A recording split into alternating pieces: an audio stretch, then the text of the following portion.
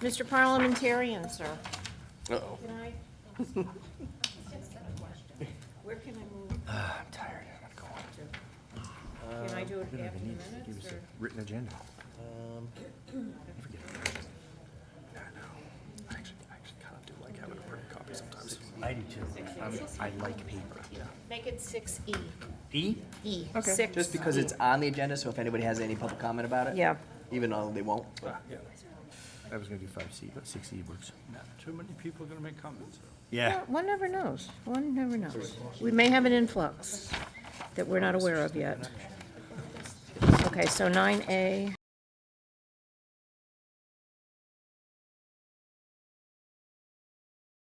As it's 7 o'clock, Joe said he was going to be late, and Mrs. Carmody will not be joining us this evening. Okay. And the kids are, okay, everybody good? Everybody's good. All right, could we all stand, please? Call the meeting to order. Who will stand? Students, if you could lead us in the pledge, please.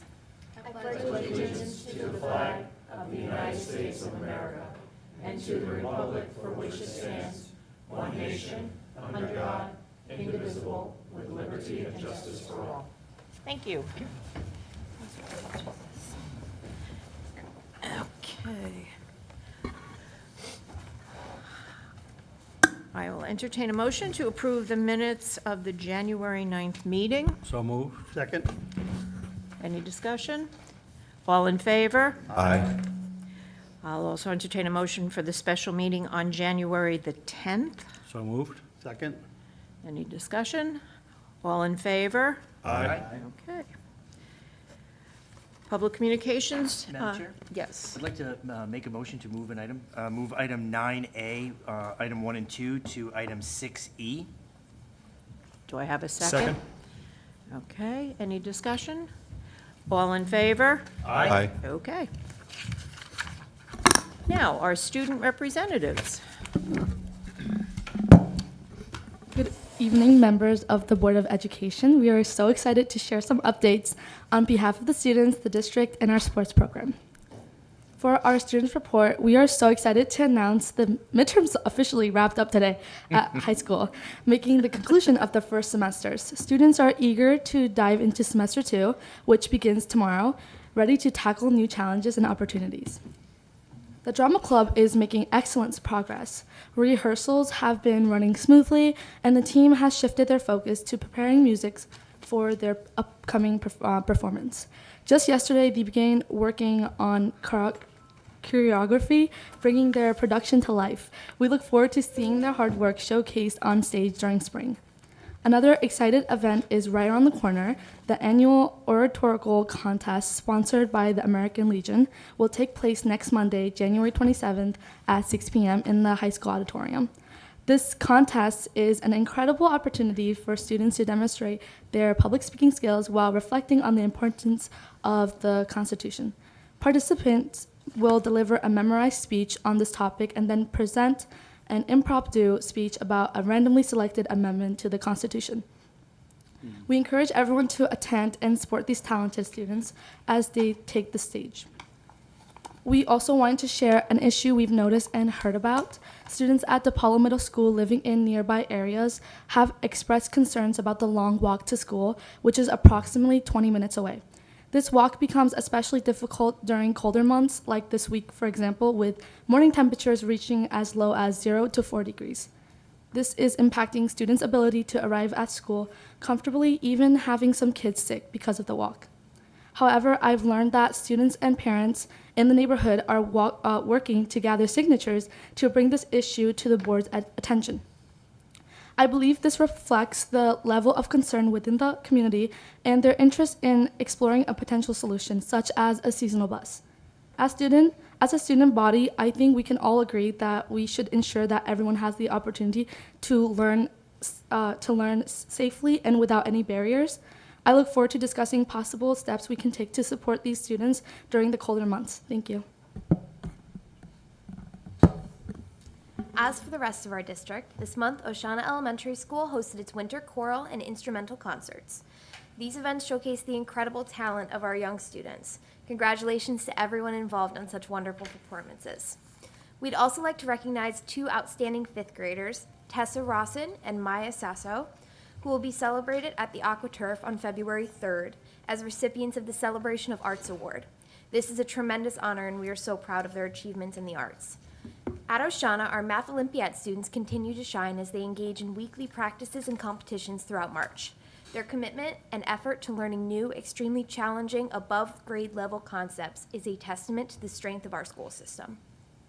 The Drama Club at Oshana is working hard on this year's production of Frozen Junior.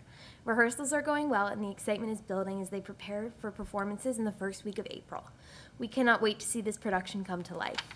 At South End, the PTO recently hosted a craft night for students in grades K through 2 with over 50 participants painting ceramic sharks and sun catchers. Building on this success, they are now preparing for their first Cocoa and Craft evening for grades 3 through 5. Art teacher and now published children's author Joelle Castanguay will lead this special event, guiding 25 students as they create their own masterpieces. We are so grateful for the PTO's continued efforts to foster creativity and community engagement. At Kelly Elementary School, we will be presenting a production of Seussical Jr. produced by 2 of our high school students. This show will take place on February 7th and 8th at John F. Kennedy Middle School, and we would love to see some friendly faces there. At JFK, we want to send a big congratulations to 8th grader Ekam Jut Singh as this year's recipient of the First Baptist Church Martin Luther King Jr. Award.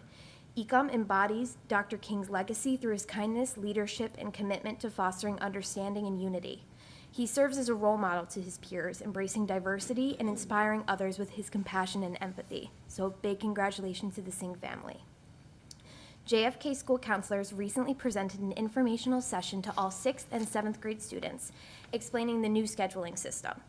This session provided valuable insights and helped students prepare for the changes ahead. Overall, it seems to be lots of excitement. Additionally, the JFK community is looking forward to welcoming Mr. Derek Hall, who will be presenting the topic of community builders and community breakers. His work with students will enhance the ongoing efforts to create a more inclusive and accepting school environment. Lastly, at DePaulo, algebra students will be taking their midterm exams on Monday. Special thanks to our algebra teachers for going above and beyond to provide extra assistance for students during review sessions. The school is also preparing for the highly anticipated Taste of Culture event, which will take place on February 6th. This event gives DePaulo families the opportunity to showcase their heritage and celebrate rich diversity in our community. Today, students at DePaulo participated in an assembly focused on building a community and belonging, acceptance, and connection. This is part of an ongoing series of assemblies designed to enhance the school climate and foster a positive environment for all students. Now I'm going to pass on to Ethan for the sports report.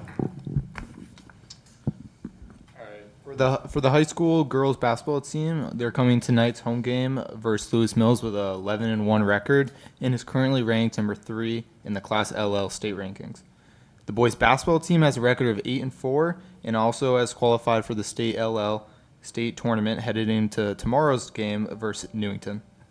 The girls ice hockey club team is 7-5 with 1 tie after last night's 3-1 win at Simsbury, and the boys ice hockey co-op team meets South Windsor Saturday night at the Champions Ice Rink in Cromwell.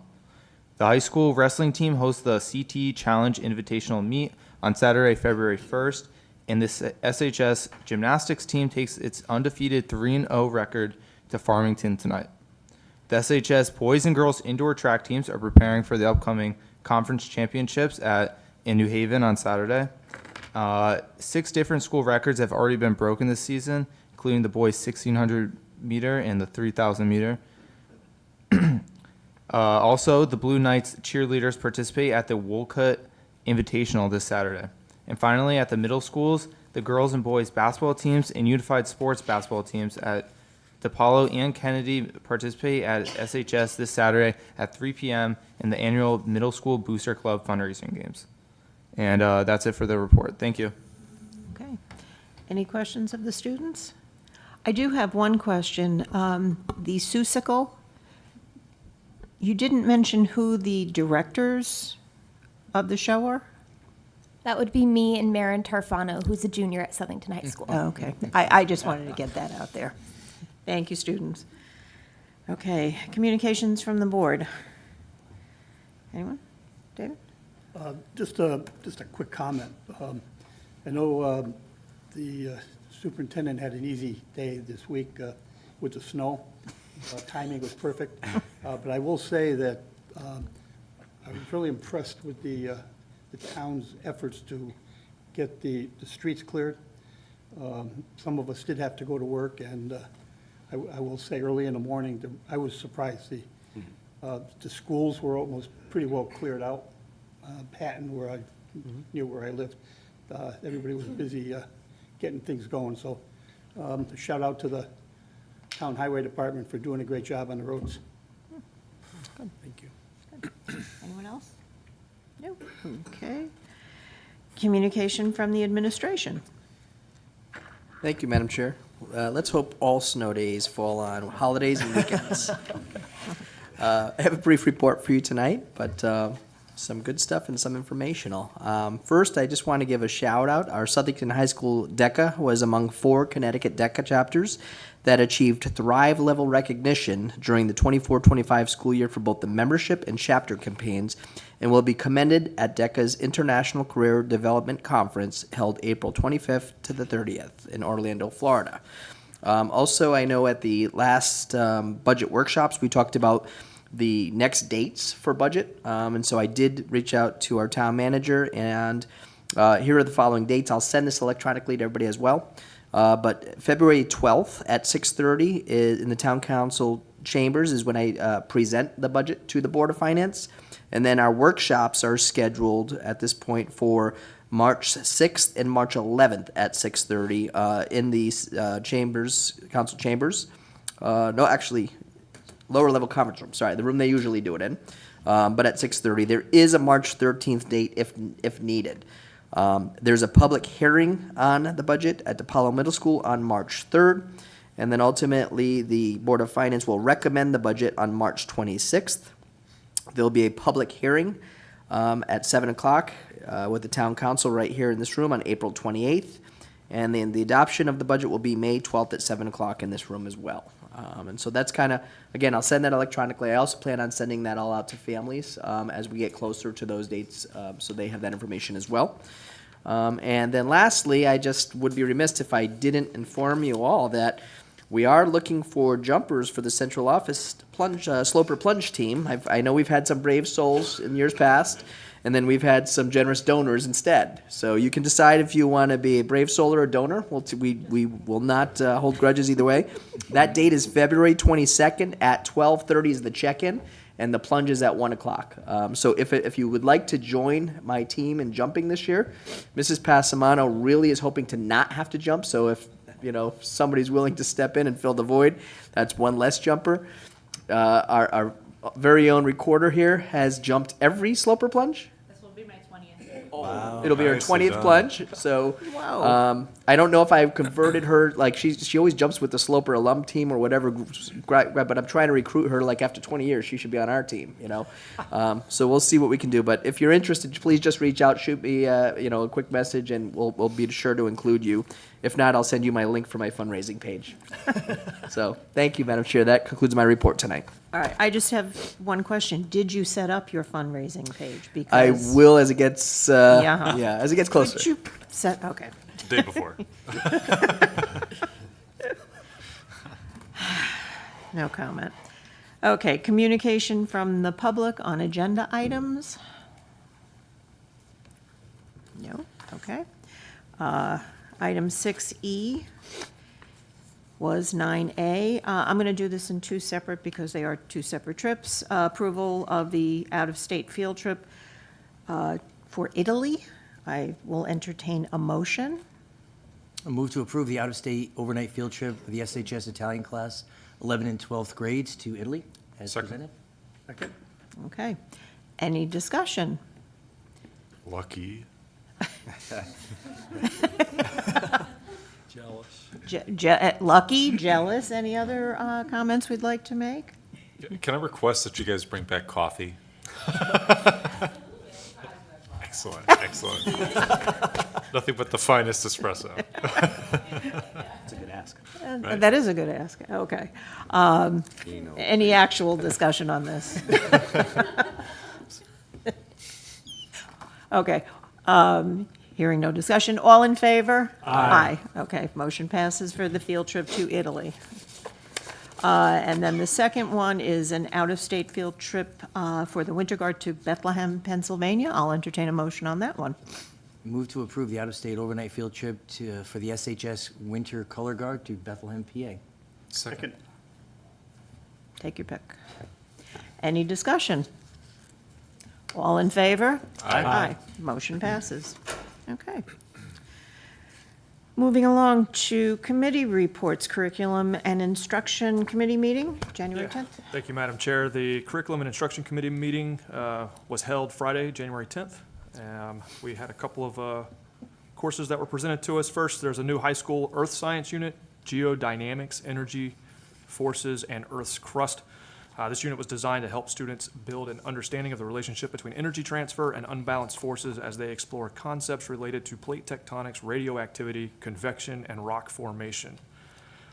Next, we were presented with a course, biology unit, Evolution. In this unit, students investigate various lines of evidence to understand how flightlessness evolved in birds. To deepen their understanding, students explored multiple examples of evolution from flightless birds to tuskless elephants, antibiotic resistance, and rock pocket mice. And then the last unit that was presented for science was a new high school biology unit called Ecology. In this unit, students used the phenomena of the decline of sea otters in Alaskan waters to examine the interconnectedness of biology across all levels of organization, from cells to organisms to ecosystems and beyond.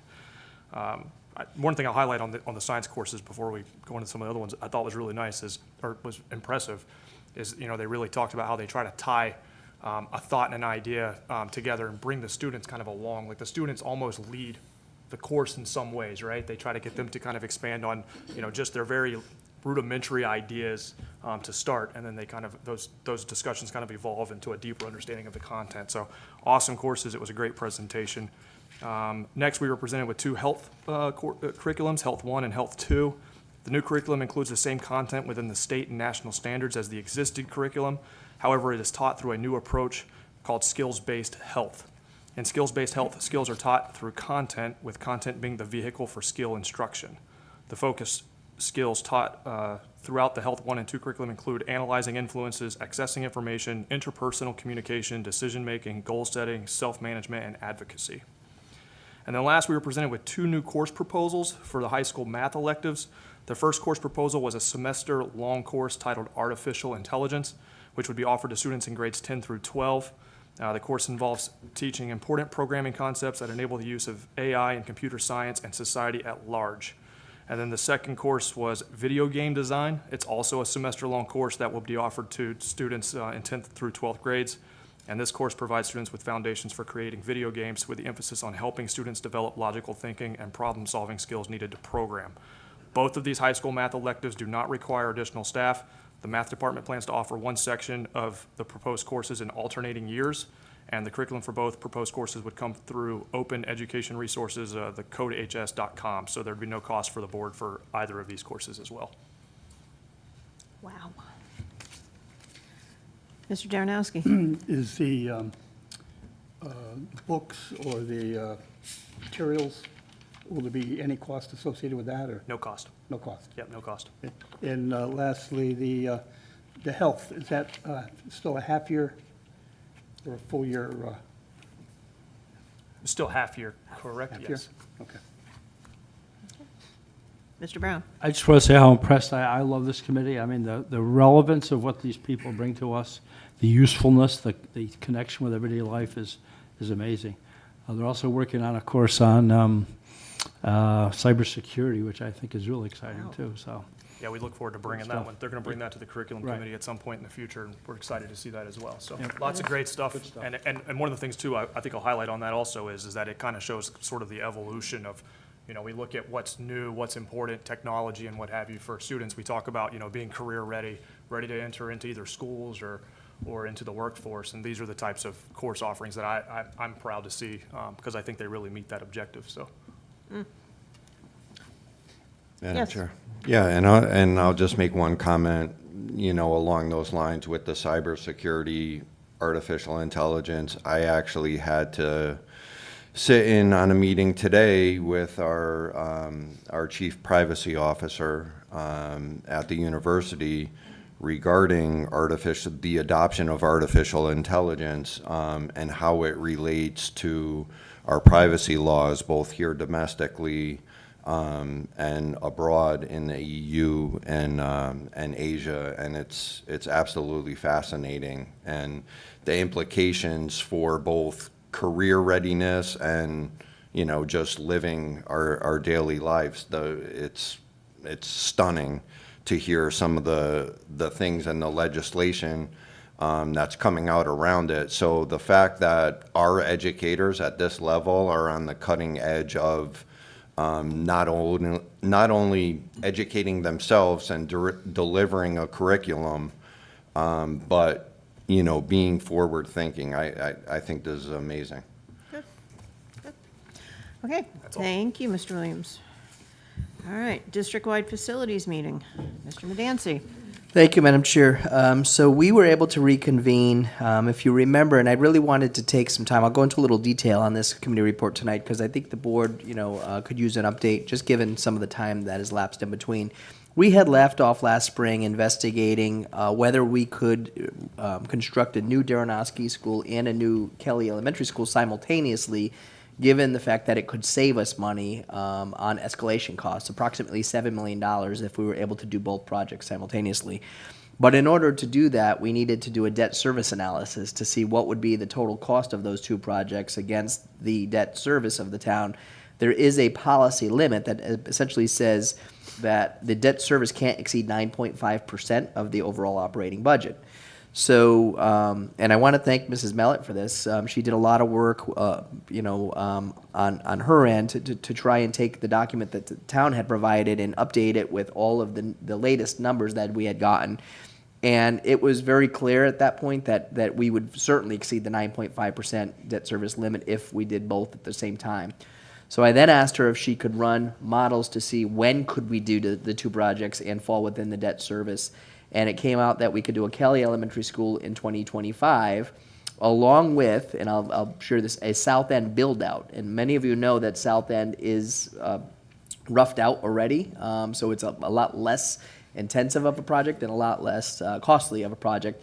But it does allow us to absorb enough population that if we were to build a slightly larger Kelly school, but still keeping in mind that the size of the school relative to all the other schools, and absorbed some population for a South End build-out, we could then consider a school consolidation in terms of whether we would still need to do both of the remaining schools or only one. So we looked at that scenario, we ran the debt service analysis, and it came out. I've then asked Pat Gallagher from MP Planning Group, who we've been working with. Pat has done some presentations for us on our facilities enrollment. Would a slightly larger Kelly School, a South End build-out, and even Daranoski as it currently sits, if we were to consolidate and close a school, would we have capacity with 7 schools? And he said yes. So that would potentially allow us to consider redistricting as when we're done with the Kelly School project and the South End project, because the reality is the Daranoski School is going to have the same amount of Daranoski students in the old building or the new building. So you technically could consider redistricting first and then build the brand new Daranoski School, and those students would just simply move from the old school to the new school or the renovated to new school, depending on what the board chose to do in the town. And so that's an important piece of information for you. That the next part to that, though, is then what are the timelines associated with this? And we talked about that. The referendum has always been on the capital plan for last year. If you remember, it was 2024. We pushed it a year to 2025. And the challenge we have is making a recommendation as a committee that we can then bring to the full board. Now, your next board meeting is not until February 27th. If the committee is prepared to make a recommendation, we might be best to consider a special meeting, which could also serve as an opportunity to share the information and the why with the public and allow for some public engagement and comment as well. So that if you were at that point prepared in the special meeting to make a recommendation or vote on something based on the recommendation, we could then start the process, because when we have to go for public hearings with all of the other, boards, the Board of Finance, the Planning and Zoning, and the Town Council, and only until that point can they make a recommendation and authorize the bonding, which wouldn't be until May, and the grant application would be due June 30th. So we're really kind of running up against a tight deadline, even though we have everything we need. We've done the pre-referendum work on the properties, so that's the soil testing, the wetlands testing, the environmental impact studies.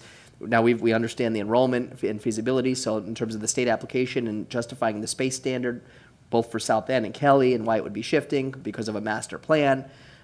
So I think we've got most of the groundwork laid. It's just some of the procedural stuff that is gonna, time-wise, is gonna run us right up against the June 30th deadline. If we get the grant application submitted to the state by June 30th, we will then hear by December 31st from the state whether we are being awarded the grant or not. So we don't need, for the referendum to already have that answer from the state, If the referendum were to pass in November 2025, and we got notification from the state in December that we're good to go, then essentially you start to go into your typical planning stages of developing a building committee, ed specs, architecture, all of that sort of stuff. That typically takes anywhere from 12 to 18 months. So you would be looking at breaking ground mid-2027, and you'd be in the school by 2029, a new school.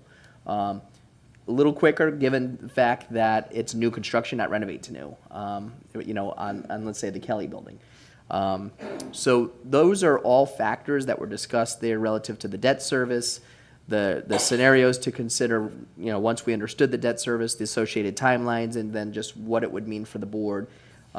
My goal, there were some committee members that weren't able to attend, so we didn't have a quorum in order to come to consensus, if you will, on a recommendation to bring to you, or else I would have loved to bring that to you tonight.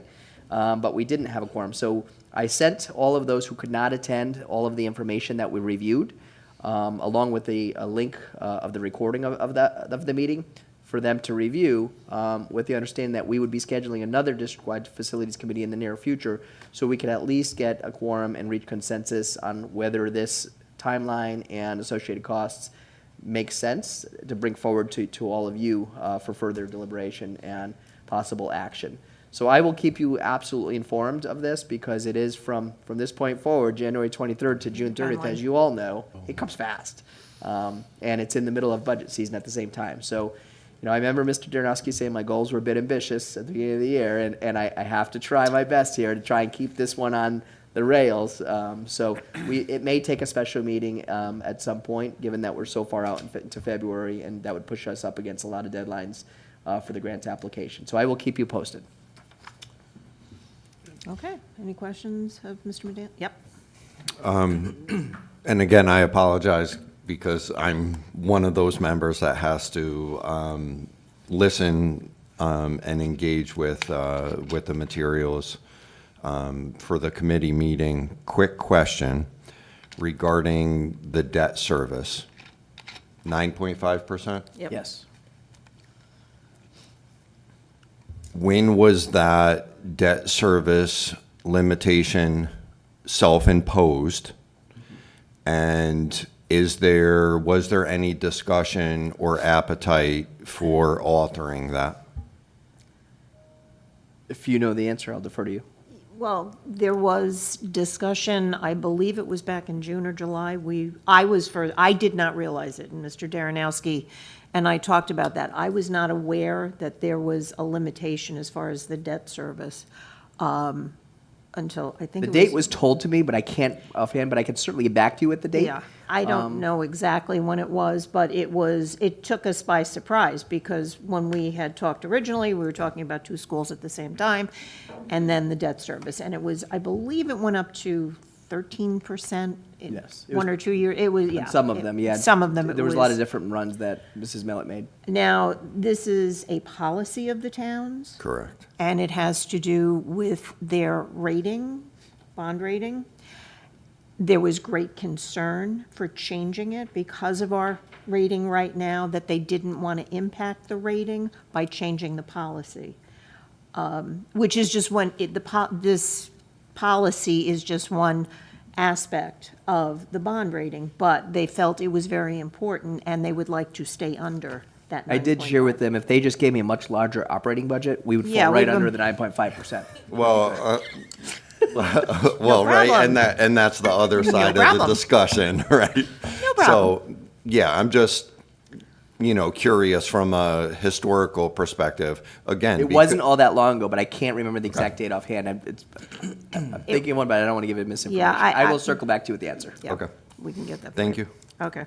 Any other questions? Just No? a quick question, Madam Chair? if I Yes, could. yes. So, and forgive my naivete, Mr. Superintendent, too. So the reason for the special meeting, if needed, would be generally for what? Decide whether or not we would redistrict prior or, before the build-outs or after the build-outs? What No, would be? I think the redistricting conversation can really come at a later date. Right now, what's front and center is whether, when you look at the numbers in the feasibility study, whether it makes sense to start with the Kelly School and South End project. Once you have that, then it takes a little more work to get into the redistricting scenarios that you would entertain based on what school you'd be consolidating. And then doing kind of a high-level overview of the areas where students, their zones of attendance, it's called right now. Right. So that wouldn't all happen at that one meeting, because what you would run the risk of is people would be voting for the school construction projects based on the redistricting. Like, well, I don't like that, I might have to go to that school, so I'm gonna vote against the construction project. So you kind of have to keep the two separate. And so really it is just more about, meeting the state deadlines in terms of what projects, we know they're long overdue, right, at 3 of the schools. And so what project makes the most sense at this point, given all of the testing we've done and all of the financial runs that we've done, and the site. One of the things with Kelly School has always been that it's the easiest site to start with because it sits on an ideal parcel, Land. and you can keep the students in their current school while you build new construction. Some of the others were a little not as easy. Even Flanders, the ideal site was where it currently sits, which posed a problem. But it's also, so that was that's historical information for you. So it would be for, a chance, and we had done this 2 years ago before we put the brakes on, because if you remember, we updated you on the enrollment study, and people paused and said, we can't choose a scenario to close a school when you're showing enrollment recovering by 2032. That would be irresponsible of us. So we paused on purpose at that point. And then so here we are now circling back, but this scenario addresses that a little bit, because it was a much larger Kelly School, it would have been too, than a neighborhood school, and there was concern there as well, which is where the South End build-out, allowed the Kelly School to come back down to earth. And we know South End is already a very small school, so it would just make South End, comparable to the other neighborhood schools that we have in town. So it's your position that or you're suggesting that we start with the Kelly School, which makes sense based on all the legwork that you've done? Well, I have an opinion, but I'll give you the committee's recommendation once they meet. Well played. Any other questions? Okay. Next item on the agenda. Thank you, Mr. Medancy. Town government communications. I just have one question on that. Have we gotten an official date for when our budget is due to the town? No. We haven't gotten an official date.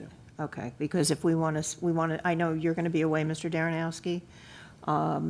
I can, it's twofold. It's when is it due for the town, and when do you want to have a special meeting to vote on it? Well, then that's the thing. As a result of it. Yeah, that's So what we have to. that's we what will follow up on that okay, for you. Okay, that would be great. Okay, any other town government communications? Okay. Then special education cost analysis follow-up. Dr. Cavallaro. So I will introduce this for you tonight. This is a follow-up to, if you remember, there was a question posed by Mr. Oceana during last week's workshop relative to outplacement costs associated with our students' tuition.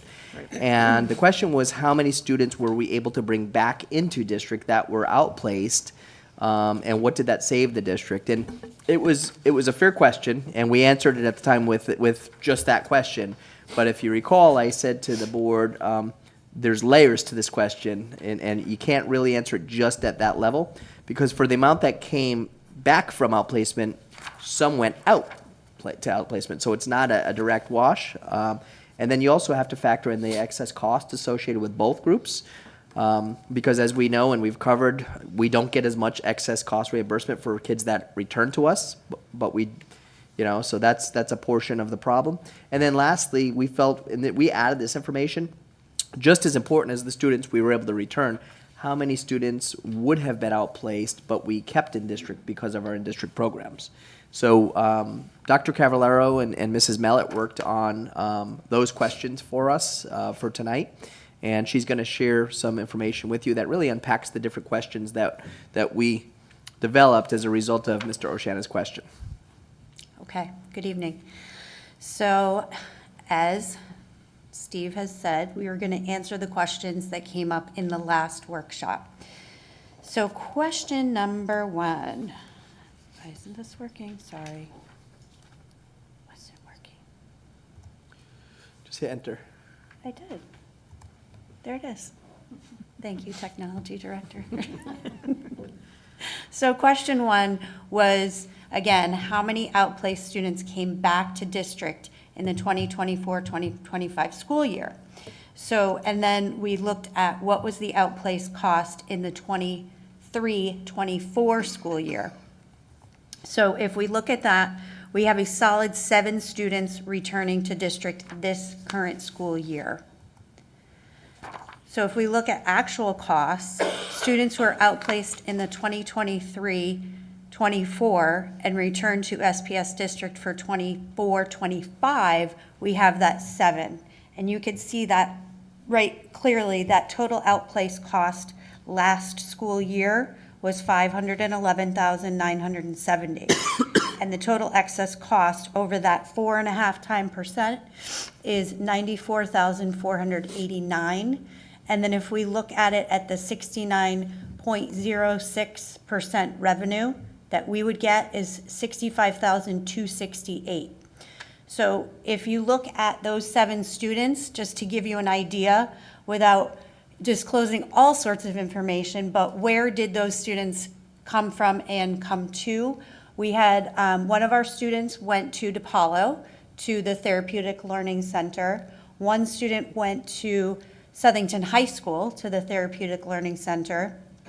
One student returned to SHS and has since been receiving homebound instruction.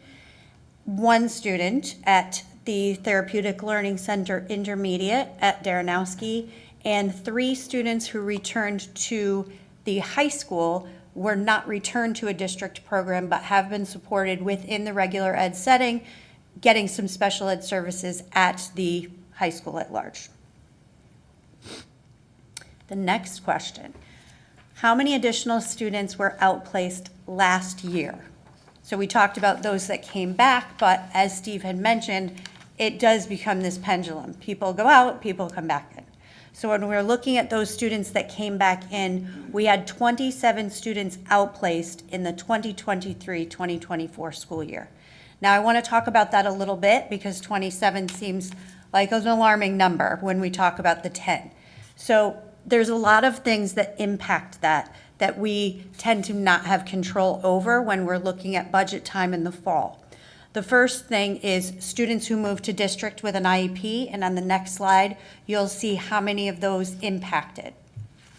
Those are things we do not have control of. If a student comes to us from, let's say, New Britain, and they already have an IEP that indicates they are outplaced at one of the out-of-district placements, we tend to honor that IEP unless, of course, we're able to bring into district programs, which in many cases we're able to. The second piece that did impact us greatly last year was the law change that extended services for those students who are 22 and aging out. We had one case of a student who would have aged out with a July birthday, and the legislation changed in June. So we had to call that family and offer an entire full year of school, to which the family said yes. Then we have students who are newly identified with IEPs that support outplacement. So while they may have been supported throughout the year in our schools, there tend to have been struggles, and teams really have the decision to make to outplace, and that could happen at any time during the year if that is the least restrictive environment for the student. And then we have students, unfortunately, that we need to outplace due to our in-district programs being at max capacity. So while we try to do our best to provide the least restrictive environment within our programs, we do look at those programs with sort of a cap, because we want to make sure that there's not so many students that all don't receive benefit. Therefore, if we get to capacity, we would have to look at out-of-district. So I know this is a little bit tiny, but if you look at, these are the 27 students, and I just numbered them for you. And it gives you an idea of when they would have started in that school year and when they would have ended. And as you can see, for example, number 2 started in November. Number 3 started in January. So it really, it ebbs and flows. And then there are some students, if you go down to number 7, started in July but came back in March. And that was, those asterisks are students who moved into district with IEPs and were already outplaced by their sending district. There were 5 of those. Then there's the indicator with the law change, extending the age for services. That's indicated in number 16. So you can see the financial impact that we did not anticipate. And we actually thought that that student would have reduced what we were talking about. Then the out-of-district placements due to the in-district programs being at max capacity, you'll see that there's 7 there. And then students identified with needs and outplaced by Southington Public Schools are also identified on that grid. So there is, as you can see, it's not as cut and dry of an answer as we may have given before when the question was posed, but much like Steve said, there's many factors that go into all of these numbers. I just want to interject on the third piece down, the outplaced due to in-district programs at max capacity. There have been at times, and this board has supported, I've brought to you requests for certified staff when we think we may be able to, and it was last October for the TLC program at the elementary. We had enough students that we said we could split this because we have some coming in the pipeline that we also know are going to need this program, and we added some staff. It's important when you see, like, this is a good example of when kids might enter. When do they move in, or when are they identified in need of a different program? We get asked often by the Board of Finance and the Town Council, what is your FTE count? Show me your FTE count.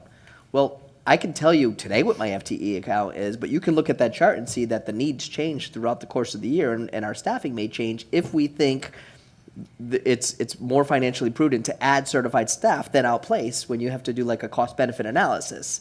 So I emphasize that because there's no direct, easy answer to our staffing levels. It's very often dictated by the needs of our students, and there is a lot of consideration that's given to the staffing levels when these types of situations occur. So I just wanted to point that out. Okay. And question 3. How many students were placed in a district program in the 2023-2024 school year who would have been outplaced? So given that there were program seats available, how many of those students would have been placed in those programs, and what would have been the estimated costs and the estimated excess cost revenues? So this slide shows the number of students that we would have considered if we did not have programming for out-of-district placement. So as you can see, there were 16 students that were placed within our programs during that school year in favor of outplacement.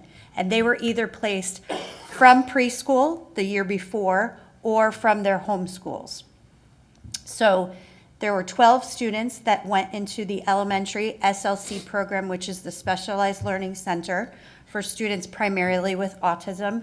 And the approximate outplaced program cost, if we had not been able to do that, would have been about $1,434,369. And you could see what the approximate excess cost revenue at the 69.06% would have been, the $339,765. So another important point, The SLC staff was part of our proposed budget last year, at least like from the preschool students, we projected from the birth to 3, these kids are going to be going into the SLC program.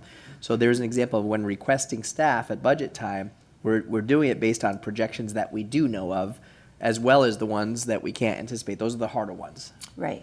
And what we do is an analysis year over year of students as they so we project when they will be at middle school, when they might be at high school. So, and sometimes we get a bubble of students. You can see there's 12 right there that will eventually move up. So we want to be cognizant of that.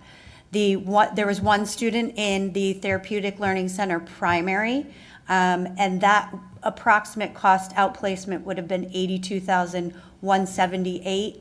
And you can see the excess cost on that would have been $2,517. The next student was placed in the Therapeutic Learning Center Intermediate, and that is at Daranowski right now. And that was $69,750 had that student been placed out. And as you can see, they would not have met the threshold. But we did not look at transportation. We were just looking at true tuition costs at this point. That doesn't, these numbers don't include the transportation?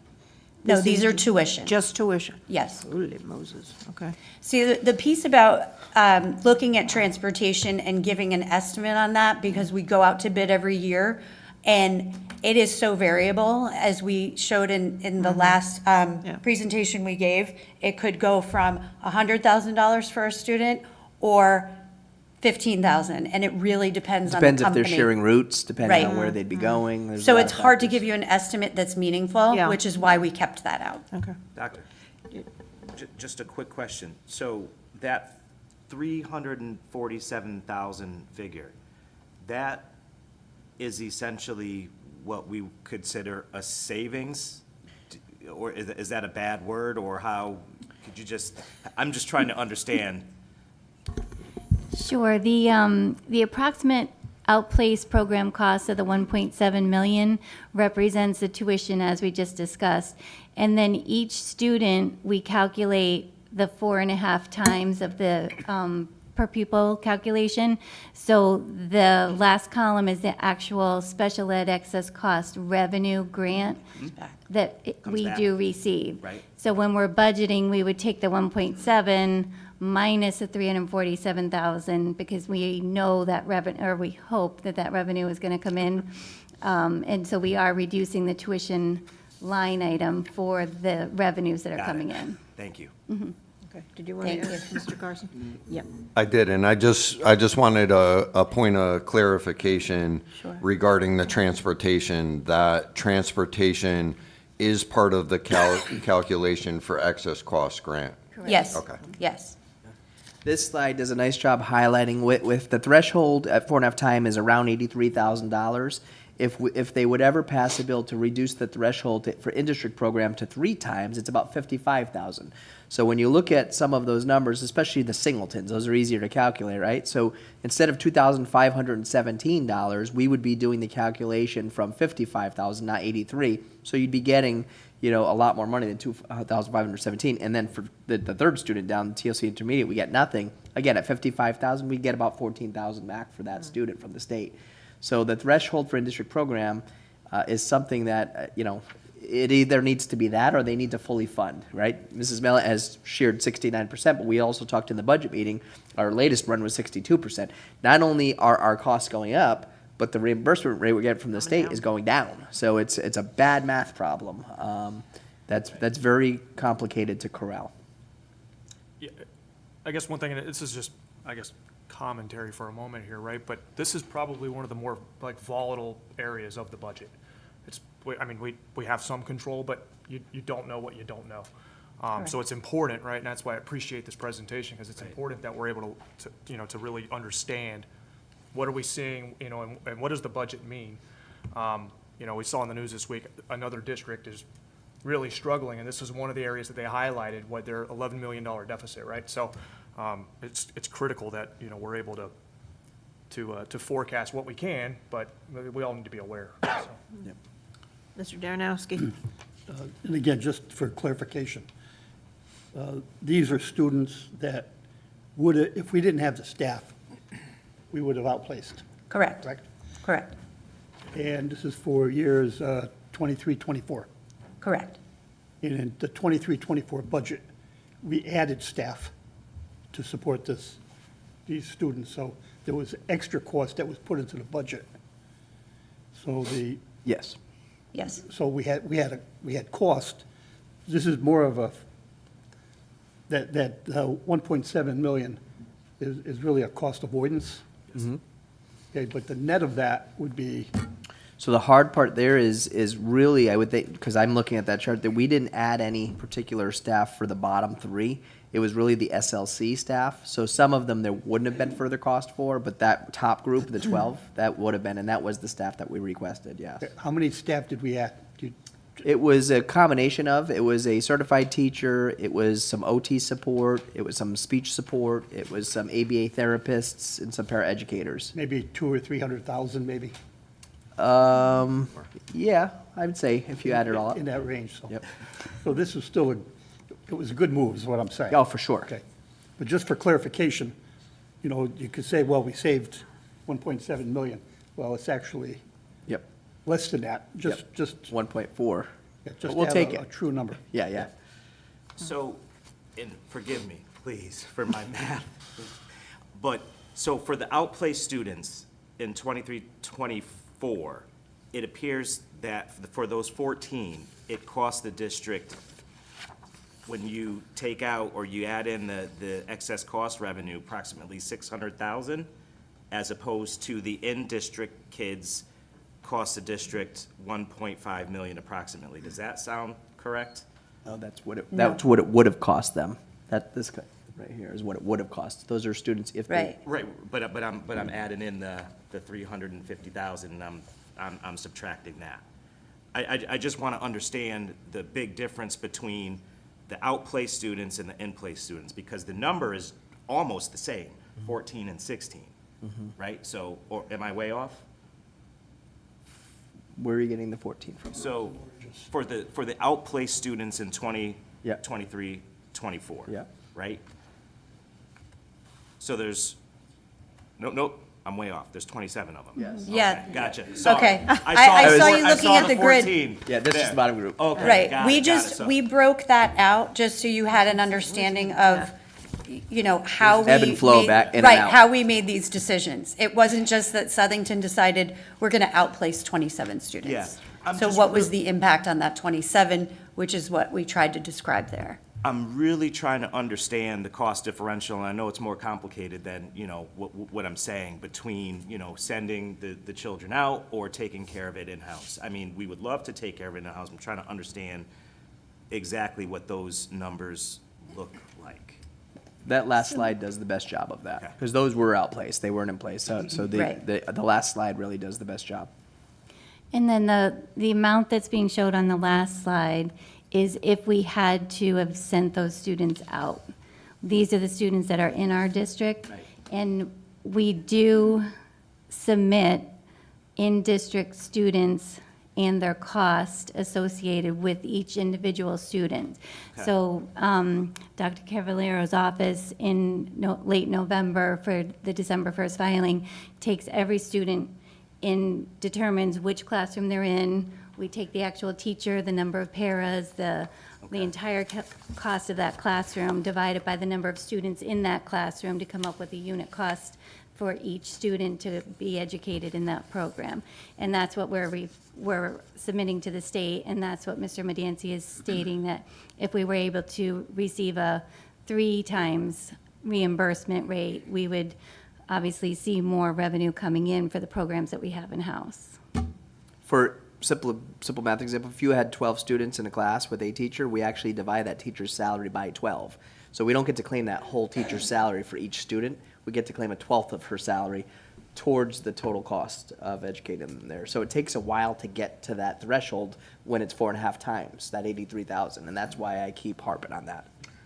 I wonder about the Hartford lobby, how many other districts are similarly situated as us, where that that 3% number would make a very significant I could speak to that. change. There's 2 parts to that. One is most districts are truly, and I support this more than anything, lobbying for 100% of excess cost reimbursement regardless of the threshold, because, you know, as Mrs. Mellett says, we have 69% there. We currently got 62%. Who knows what we'll end up getting next year?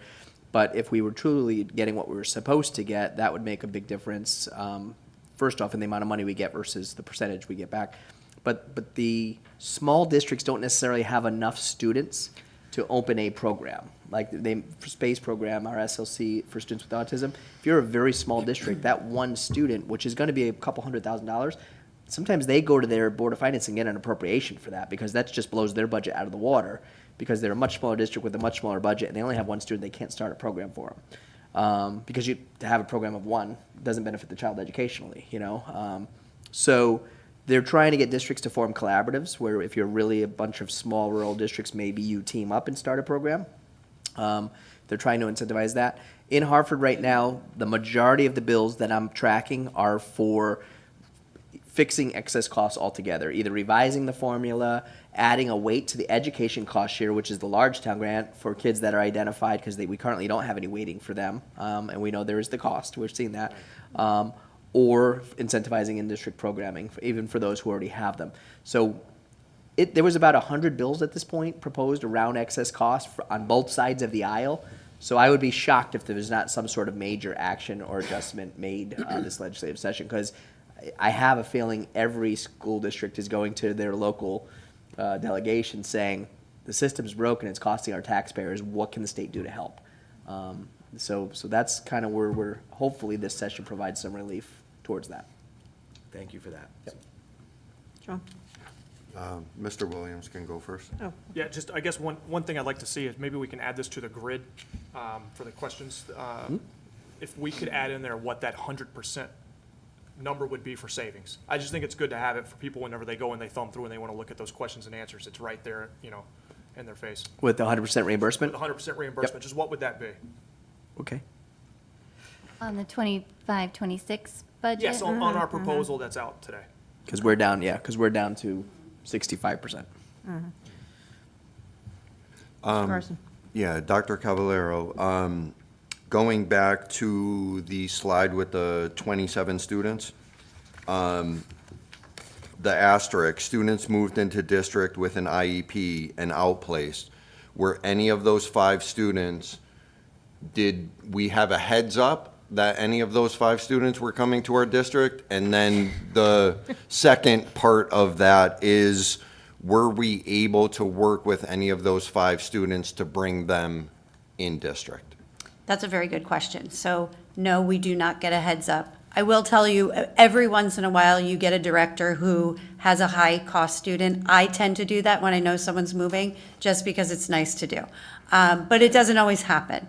When we get those students, what we do look at is, and we actually got a student at the beginning of this year who was outplaced, and we said, we have a fantastic program at the high school, and the parents said, let's go for it. So that was one example of, we could do as best as we could for that student, better than what he was getting outplaced. So we do look at those very closely. Within those 5 students, if you look at the asterisks, it's so small. If you look at number 7, that student, we began out as an outplacement because we did not know that student, and we wanted to get to know them and decide what programming would be. And if you could see, the end date was March. Okay, so we did actually bring one of those students back with. And that's always our goal. Okay. All right, great, excellent. The only other question that I have, and again, you brought it up a lot in your presentation.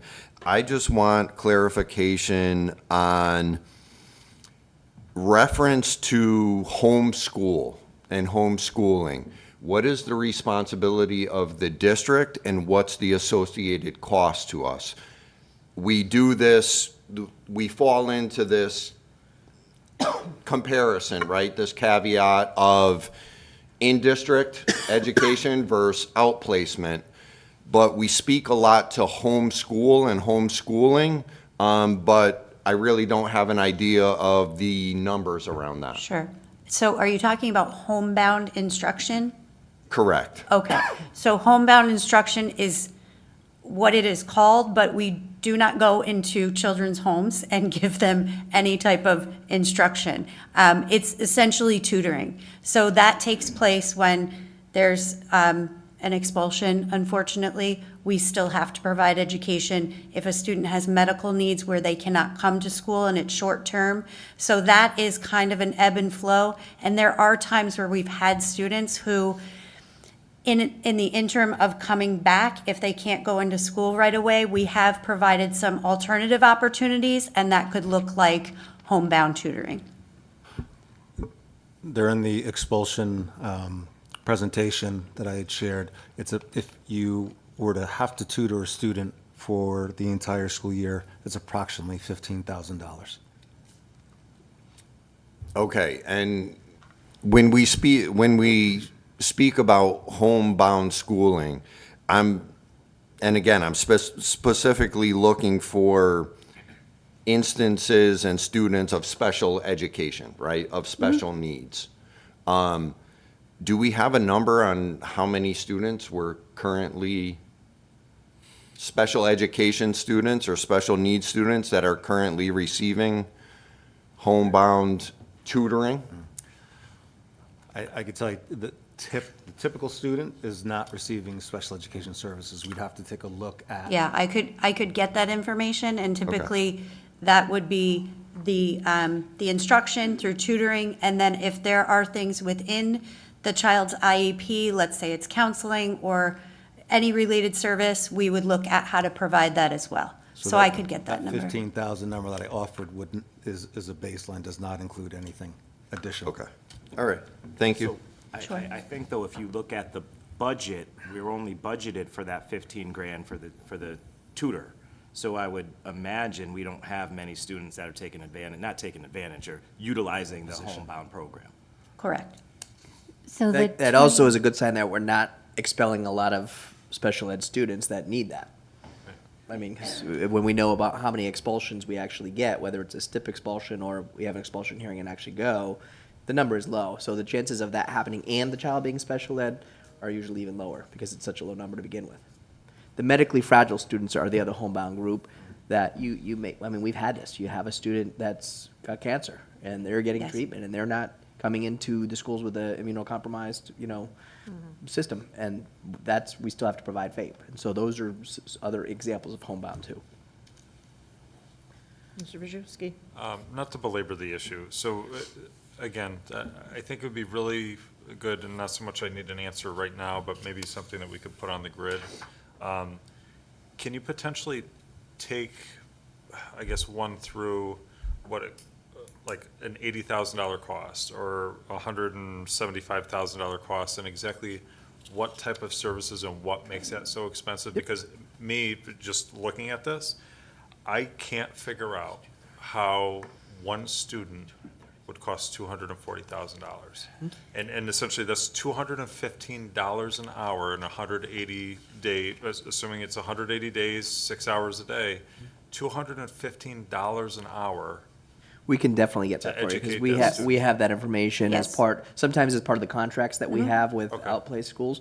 One of the things you're also seeing in the legislative session right now is they're trying to regulate outplaced tuition costs. Right. Because it's not regulated, and so. But even still, like, at this is just tuition, so at $126,000, it's $115 an hour, $176,000 is $161 an hour, again, like. You may have a student who literally, and we have this, has their own full-time nurse assigned to them. Yes. Gotcha. They're that medically fragile. We have to pay the salary of that nurse, we have to pay the salary of the teacher, we have to pay the salary of the support staff that may be doing all the physical work and sort of feeding tubes, changing, all of those salaries get added up and passed on. Which again, I understand, but I would hope that, because these are outplaced students, is there that level of designated support, or again, because they're That's outplaced? normally where or we they ask just- the question. They're just sort of winging it? Oh, like, no, no, no. we're We, gonna- I mean, they will even visit to check to make sure that the kids are getting the Gotcha. services that we're Okay. paying for. And we have to have planning and placement team meetings with the school. So essentially,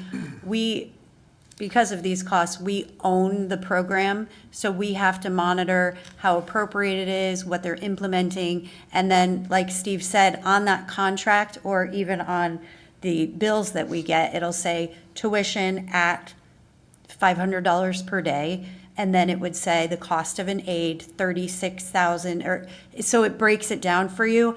But you're correct, there is no cap and we have no control. One school that gives the same services could be $100,000 more than the one that, is Right, 90. And trying to figure that out, but I think it would be great to. In our in-district, it's really easy, because we have a grid that literally breaks out all of the different support that a student gets by part. Like I talked about, like the special ed teacher, the speech and language, OT, PT, transportation, you name it. And we calculate all of those costs, against, and that's how we get to the number. So in-district's really easy. Out-district is, school X may say, I'm gonna pay my teacher $90,000, and school Y says, I need a teacher that can work in that specialized environment, I'm gonna pay him $120,000.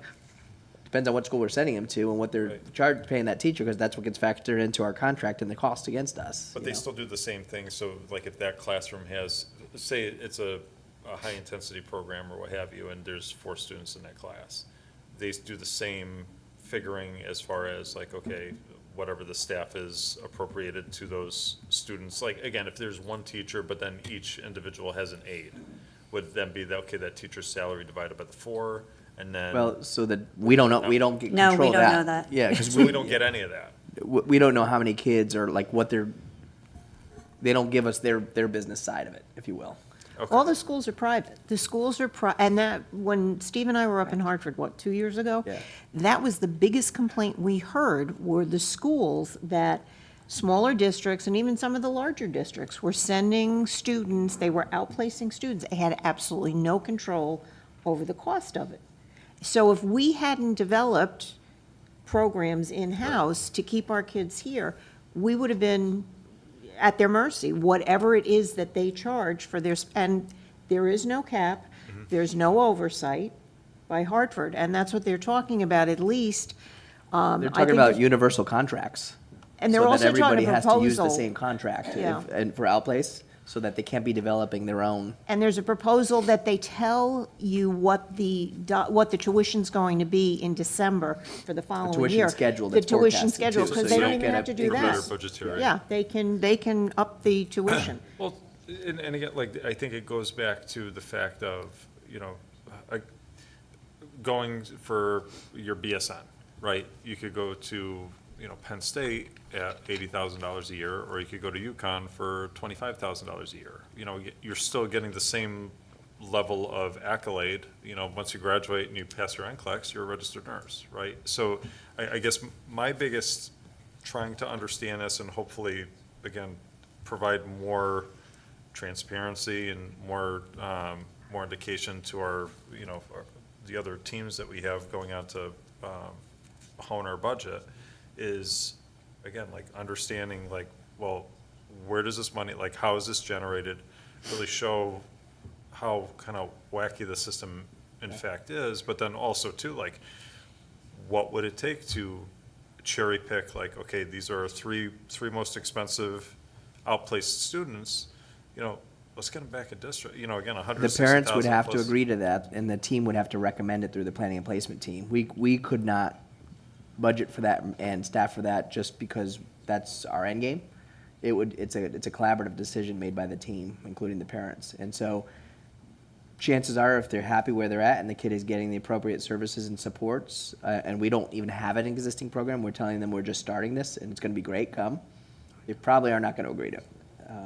But even with our tenure, as far as all the programming that we currently have, and The again, three like, most expensive, I though, say, like, would it's be, proof- like, we're talking your medically fragile kids who also have, special education, that it's hard. Yeah. And it's also, you have to sustain that. If one of those staff members leaves, should say that decides in that program that you've just developed, You have to replace them. you have to Yeah. replace them, and you may not have somebody who's specializing in that environment. It's a great thought, and trust me, we've tried to figure out the best angles, but we have to respect the rights of parents to be part of the decision-making process, and we just have to accept the fact that there is a level of unknown that comes with this. But you guys are at least doing a really good job understanding all of those variables that are in play that we deal with. So that's why the FTE number drives me nuts, because I don't think I would go into any of our town officials' businesses and make recommendations for how they should run their departments and how they should staff without knowing what impact that would have on those departments or their profit margins, and I have to, respect the fact that, we're doing work here based on what we think is best for kids, but we are trying to be as financially responsible as we can at the same time. So, thank you for putting this information together. And that was the purpose behind the question, is we've been talking about this year after year after year after year, bringing students back in, saving money. But it's not just cost avoidance. It's a combination of cost avoidance. It's a combination of cost savings. It's a combination of letting people know what the impact of the special education budget is on our overall budget, right? And I think we've tried year after year. We've invited people in to see it. We've invited them to see the numbers. I think including this presentation into Grid is also a good idea. With the explanations on top of it, putting this in there, I think is going to be really important, because you could start seeing some of the dollars and cents that go along with it. But to your point, Steve, it's dollars and cents, but it's students too, right? It's our responsibility to educate those students. If we can put those programs together like we've done here and bring them back into district, that's fantastic. And we've been trying this for a very long time, right? And it's working. But you don't know. You don't know. You look at those dates in that presentation, and all of a sudden in the middle of the year, this pops in or that pops in, and all of a sudden your numbers go out the door. But the important part is, and the reason that we were asking this is, it's a combination of the cost avoidance and cost savings. And people have to understand that, there is an advantage of having these students back in the district. There is an advantage of, and we talked a lot in the past about selling the district, going out there, how these private schools and how the correct schools and these other schools are putting out all this PR stuff to bring in students. We need to do the same thing, and we've done some of that, right? We've done some of that, maybe a little bit more of that, so that people like Joe, which you had mentioned, right? If we can get these families to see that you can come back into your own community and have your students educated in your community, and these are the things that we offer. It'll be hard, but at least you have to start somewhere. But thank you for putting this together, and thank you for digging down as far as you did into the details, because I think that's the sort of stuff that the community needs to see, and the other boards that we're working with need to see. We've said it over and over and over again, but I think putting these numbers together and putting that detail behind it is what's going to help maybe drive that point forward, that we're not, it's a bad thing to say, we're not spending money like drunken sailors, right? There's a reason behind these numbers. It's a cost savings reason behind some of these numbers, that it is educating these students as fiscally responsibly as we can. And I think we're doing a darn good job of it, so thank you. Welcome. Mr. Jaranowski. There's a cost associated with doing a good job. You go out on the street, you go to any town, everybody knows about Southington's school system. People are moving into Southington because of the school system. They know the special ed programs that we offer, and there's a fair amount of, we see by the enrollment, people moving into town with children, not youngsters, I'm talking elementary level. They're moving into town for the special ed programs. So yeah, it's great to be out there and tout the fact that, hey, we've got a great system, but there's costs associated with that. And oh, by the way, they're not moving in all in July.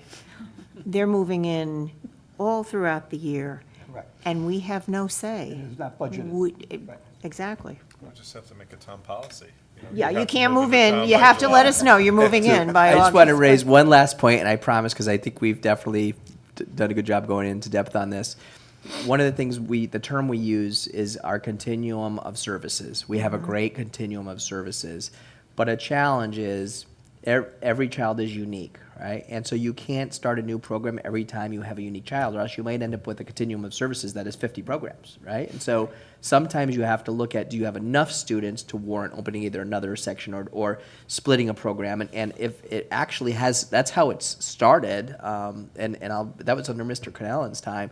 We had a special program at Hatton, and then we had a group of students that weren't all in the same profile. And that's when we broke it off into two, so that the students, that had similar profiles were meeting their needs. And then we literally broke it off into a third because it went on to our students with autism, and we didn't have special programming for them at the time. So as the numbers provide that it's sound reasoning to start an offshoot program, that's sound reasoning.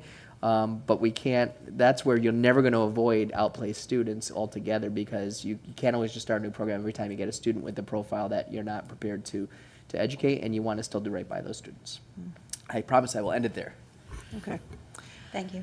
Thank you, Dr. Thank you, Dr. Cavallaro. Cavallaro. Thank you very much. Okay, moving on. New business. We have first reads for high school earth science, a new unit, geodynamics. The high school accelerated biology, a new unit, Unit 7, evolution. The high school accelerated biology, new unit, Unit 8, ecology. Health 1, a revised curriculum. These are all first reads. Health 2, revised curriculum. My new favorite, artificial intelligence, first read. And last, video game design. I think both my sons would have taken that. New course proposal, it's first reading. So if you have any questions, comments about any of these courses, you can talk to Mr. Williams or Mrs. Apone. Give a call. Yeah. Just on the video game design. Is that like an engineering, programming? It's a math. More coding. Coding? Code? Oh, okay. Okay, public communications, anyone in the public wish to talk about anything? We're here. Any for your thoughts? You good? Okay. Move to adjourn. Second? All in favor? Aye. Thank you all.